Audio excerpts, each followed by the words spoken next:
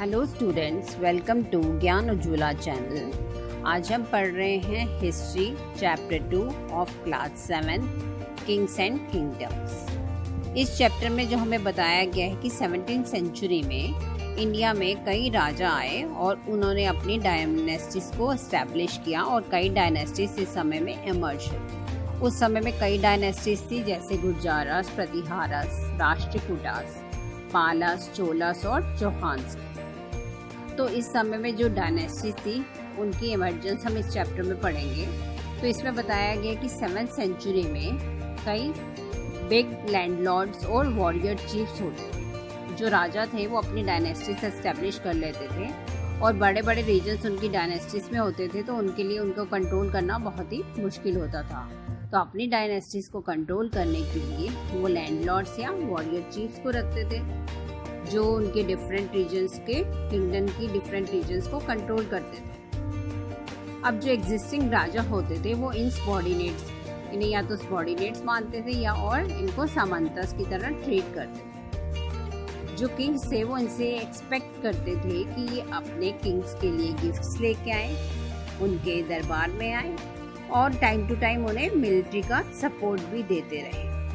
तो जब भी राजा, उस समय में जो एग्जिस्ट करता था राजा, वो अगर कोई युद्ध करता था तो ये सामंतस, वो जो वॉरियर चीफ्स होते थे, ये उनको अपना मिलिट्री सपोर्ट भी देते थे। पर जब ये सामंतस धीरे धीरे पावर गेन कर लेते थे और इनके पास पैसा हो जाता था तो ये अपने आप को डिक्लेयर कर देते थे महासामंता या महामंडलेश्वर।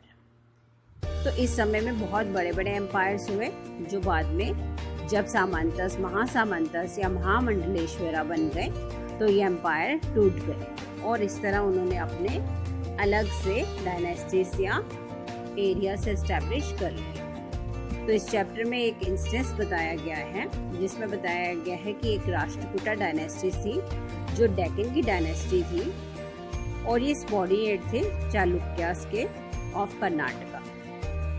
तो चालुक्य भी एक डायनेस्टी थी और राष्ट्रकूटा भी एक डायनेस्टी थी। Rashtrakuta was the dynasty of Deccan और जो चालुक्य थी it was the dynasty of Karnataka.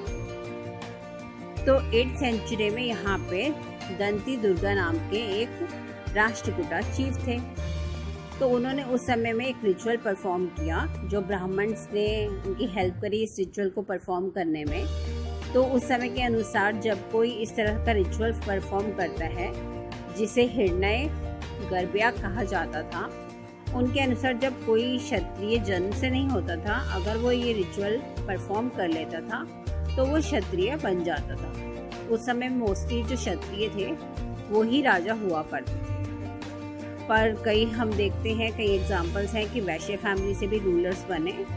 तो इस तरह से कुछ और भी ब्राह्मण फैमिलीज के भी रूलर्स थे, जैसे कदम डायनेस्टी जो थी उनमें से मयूर शर्मन रूलर थे और गुर्जारा प्रतिहारा डायनेस्टी में से हरिचंद्रा वो भी रूलर थे। ये सब ब्राह्मण फैमिलीज को बिलोंग करते थे।